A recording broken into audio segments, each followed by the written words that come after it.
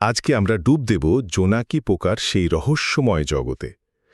জানেন তো, এই ছোট্ট পোকাটার আলো কিন্তু শুধু সৌন্দর্যের জন্য নয়, এর পেছনে লুকিয়ে আছে প্রেম, মৃত্যু আর টিকে থাকার এক অদ্ভুত খেলা, এক নিখুঁত বিজ্ঞান।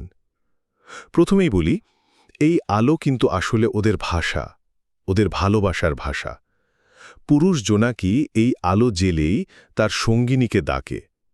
কিন্তু ভাবুন একবার, ভুল সংকেতে সাড়া দিলেই সোজা মৃত্যু।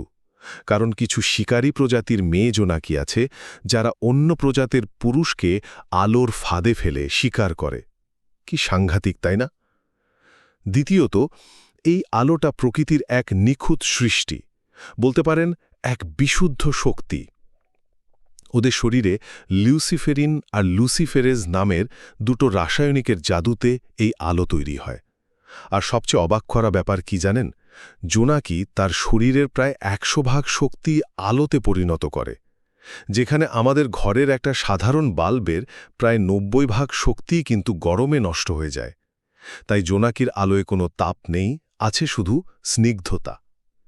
আর সবশেষে একটা দুঃখের কথা, এই আশ্চর্য আলোটা না আজ মারাত্মক বিপদের মুখে। আমাদের শহরের এই যে কৃত্রিম আলো, মানে যাকে বলে আলো দূষণ, এটাই ওদের জীবনচক্র নষ্ট করে দিচ্ছে। রাতের আকাশে ওদের ভালোবাসার সংকেতগুলো এই যান্ত্রিক আলোর ভিড়ে হারিয়ে যাচ্ছে, আর তার সাথে সাথে হারিয়ে যাচ্ছে জোনাকিরাও।